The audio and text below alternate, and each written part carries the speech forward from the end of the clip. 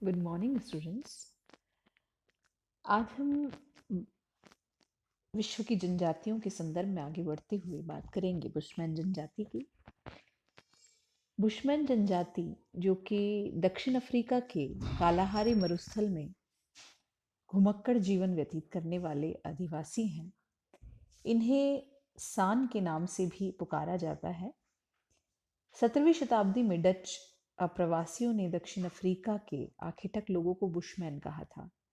ये प्रकृति से, जैसा कि हमने कहा, आखेटक हैं, भ्रमण करते हैं। ये कुछ सप्ताह तक एक स्थान पर रहते हैं, एक शिविर की भांति वस्तुओं का संग्रह करते हैं, शिकार करते हैं। वर्तमान में ऐसा माना जाता है कि इनकी कुल जनसंख्या लगभग 62,000 के आसपास है। ये मुख्य रूप से ऐतिहासिक साक्ष्य बताते हैं कि पहले बुशमैन अधिक उत्तर पूर्व में फैले हुए थे। वर्तमान में इनका निवास स्थान कालाहारी मरुस्थल है, जिसके देश मुख्य रूप से दक्षिण अफ्रीका, बोत्सवाना, नामीबिया, अंगोला और जिम्बाब्वे हैं। जैसा कि हमने बात की कि ये हंटर्स और गैदरर्स यानी कि आखेटक और संग्राहक हैं, चीज़ों का संग्रह करते हैं, कंदमूल जो भी इन्हें अवेलेबल हो पाता है मरुस्थलीय भाग में, उनका ये संग्रहण करते हैं। ये ट्रेडिशनली खोई खोई पैस्टोरल पशु चारागाह जो प्रजाति है उससे संबंधित हैं। इनके जो एविडेंसेस हैं वो बताते हैं कि विश्व के ये वन ऑफ द ओल्डेस्ट, विश्व की सबसे पुरानी जनजातियों में है। और ये वर्तमान में कालाहारी मरुस्थल का जो कि भाग, अगर इनके निवास स्थान की बात करें तो इनका धरातल का भाग ऊंचा नीचा है और छोटी छोटी पहाड़ियाँ भी हैं, बालू का स्तूप पाए जाते हैं 6 से 30 मीटर तक ऊंचे हैं, जहाँ बलुई मिट्टी पाई जाती है, कुछ घासें भी उगती हैं। और यहाँ पर बालू का स्तूपों की बहुत विशाल श्रृंखला है, लगभग 30 से 80 किलोमीटर चौड़ाई और 160 किलोमीटर लंबाई में विस्तृत है। चूंकि मरुस्थली भाग है तो यहाँ पर शुष्क रेगिस्तानी भाग है, जलवायु है, जहाँ तापमान में बहुत विषमताएं पाई जाती हैं। दिन का तापमान ग्रीष्म ऋतु में लगभग 30 से 40 डिग्री के मध्य रहता है और रात्रि का तापमान बहुत कम होता है। ये कई बार गिर करके 10 डिग्री सेल्सियस तक हो जाता है। मतलब दैनिक तापांतर यहाँ पर बहुत अधिक है। कभी कभी रात्रि का तापमान 5 डिग्री सेल्सियस से भी कम हो जाता है। शीत ऋतु में रातें बहुत ही कष्टदायी होती हैं इनके लिए, क्योंकि इनके पास रिसोर्सेज की, संसाधनों की कमी है। इनके पास पर्याप्त शेल्टर नहीं है अपने आप के बचाव के लिए। वर्षा की अगर बात करें तो यहाँ औसत वर्षा 50 सेंटीमीटर है और जैसे जैसे दक्षिण पश्चिम की ओर जाते हैं और घटती चली जाती है, लगभग 15 से 20 सेंटीमीटर भी रहती है। यहाँ पर दक्षिण भाग में वनस्पति का प्रायः अभाव है, किंतु चारागाह में लगभग 50 से 90 सेंटीमीटर की लंबी घासें यहाँ पर उगती हैं और झाड़ियाँ पाई जाती हैं जिनका ये संग्रहण करते हैं। बुशमैन के निवास स्थान पर छोटे छोटे वृक्ष, घास के मैदान पाए जाते हैं, जहाँ अनेक प्रकार के शाकाहारी और मांसाहारी पशु हैं। इनमें हिरण, जिराफ, गीदड़, कई छोटे छोटे जीव, कई बड़े जीव और कई छोटे जीव जैसे चींटी, छिपकली, मेढक, टिड्डी आदि पाए जाते हैं और इनको ये बुशमैन कई बार अपना भोजन भी बनाते हैं। जहाँ तक इनके शारीरिक संरचना की बात करें तो ये निग्रॉइड्स प्रजाति से मिलती जुलती हैं, नाटे कद के होते हैं। इनके बाल घुंघराले हैं, कर्ली हेयर हैं और फेस रिंकल्ड फेसेस हैं इनके, यानी कि उभरा हुआ और झुर्रीदार चेहरा है, मोटे होठ, खुली हुई चौड़ी आंखें यद्यपि इनमें नहीं पाई जाती हैं, लेकिन ये तथापि उसी प्रजाति के पाए जाते हैं। इनका रंग कुछ येलो और ग्रे स्किन होती है। इनके पेट अधिक बड़े और बाहर की ओर निकले होते हैं।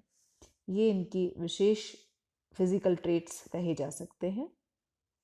ये इसका एरिया, अगर आप इसमें देखें, बुशमैन जिन्हें की बताया गया सैन पीपल भी कहते हैं, ये साउथ अफ्रीका में मुख्य रूप से, जो कि प्रारंभ में साउथ अफ्रीका में थे और कालाहारी एरिड जोन में वर्तमान में पाए जाते हैं। ये कालाहारी के जो बाउंड्री एरिया है वहाँ पर भी इनका एक्सटेंशन मिलता है, जैसे कि कालाहारी डेजर्ट के अलावा नामीबिया, हाईलैंड्स बे, ऑरेंज रिवर दक्षिण अफ्रीका में, इसके अलावा ट्रांसवाल और जिम्बाब्वे का जो प्लेटो एरिया है, रिवर ज़ैम्बजी में भी ये भी पाए जाते हैं। कालाहारी की हमने बात की कि कालाहारी का फिजिकल हैबिटाट इनका कैसा है, इनका निवास स्थान कैसा है। तो हमें पता है कि 1000 मीटर अबाव लगभग सी लेवल से है। जैसा कि हमने देखा कि तापांतर बहुत ज़्यादा है, दिन बहुत गर्म और रातें बहुत ठंडी होती हैं। इसे थर्स्ट लैंड भी कहा जाता है क्योंकि इसमें परमानेंट सरफेस वाटर का लगभग अभाव है, इसीलिए इसे थर्स्ट लैंड भी कहा जाता है। ये सबसे पहले डेविड लिविंगस्टोन और डब्ल्यू.सी. ओसवाल द्वारा क्रॉस किया गया था। इस इनके नाम पर है, इनको जाना जाता है। बुशमैन की जो झोपड़ियाँ, इनके निवास स्थान की अगर बात करें, इनके झोपड़ियाँ जो ये बनाते हैं, इन्हें शर्म्स कहा जाता है।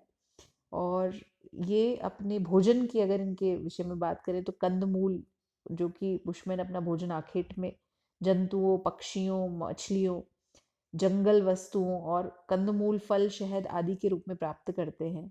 मरुस्थल में इनको यद्यपि बहुत कम मिल पाते हैं, जिसके कारण बुशमैन भोजन के लिए जंगली पशु पक्षियों पर आधारित रहते हैं। प्रत्येक परिवार भोजन की व्यवस्था अलग अलग करते हैं। इनमें जो स्त्रियां हैं वो अगर फल आदि एकत्रित करती हैं, कीड़े मकोड़े, छिपकली, कछुए आदि पकड़ के लाती हैं। जंगली तरबूज इनका बहुत प्रिय पेय पदार्थ है। बुशमैन अधिक मात्रा में खाते हैं और सर्वाहारी हैं ये मुख्य रूप से। और ताज़े और बासी भोजन कुछ भी, ये जो भी जीव जंतु इन्हें कीड़े मकोड़े, छिपकलियाँ, जो कंद, जो कुछ भी मिलता है वो सब खा लेते हैं। इनकी जो भूमि के ऊपर का जल सूख जाने पर वहाँ पर उगने वाला जो तरबूज होता है उसे तसामा कहा जाता है। और कुछ गांठदार जड़ों से भोजन और जल की प्राप्ति करते हैं। ये भी इनकी महत्वपूर्ण बात है।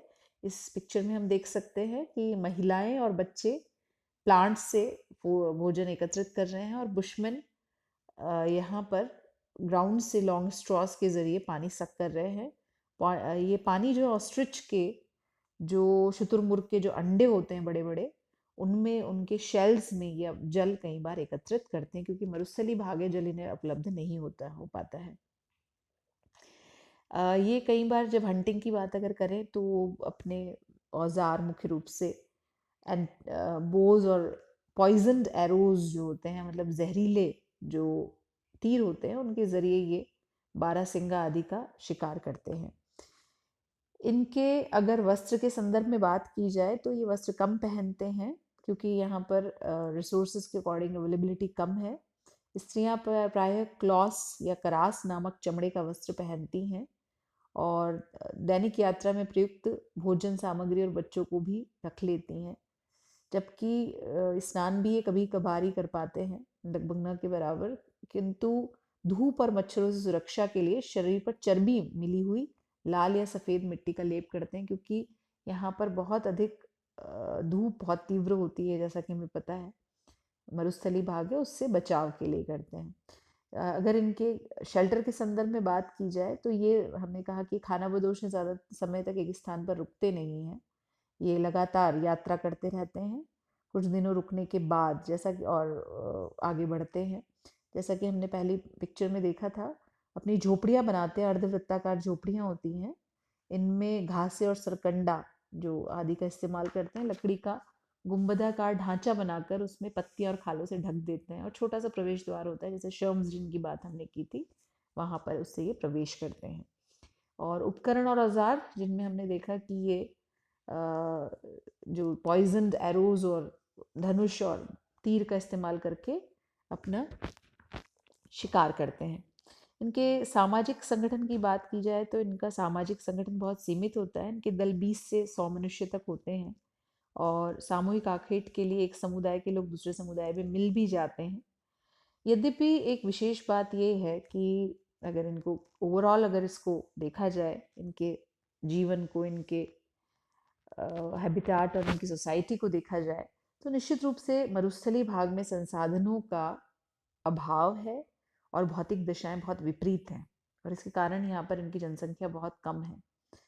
और इन विकट परिस्थिति, इन कठिन परिस्थितियों में भी ये अपना जीवन जी रहे हैं, अपना सर्वाइवल कर रहे हैं, अपने वातावरणीय अनुकूलन कर रहे हैं। ये बहुत ही चैलेंजिंग विषय है।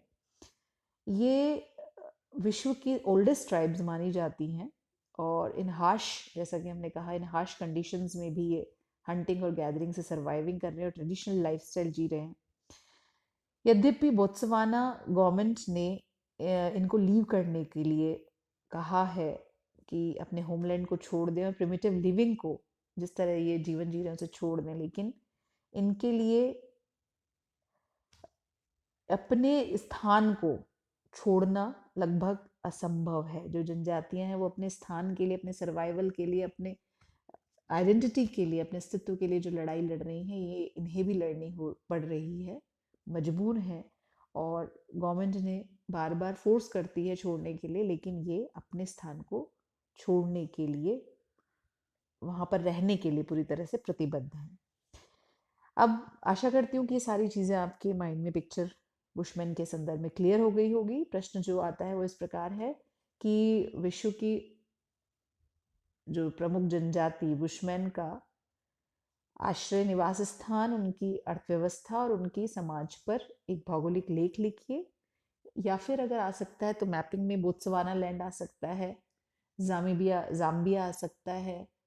जो स्थान जहाँ पर इनका निवास स्थान है उनको लोकेट, ऑरेंज रिवर आ सकती है, तो ये इनको आप मैप में विशेष रूप से लोकेट कर लीजिए। Thank you and take care.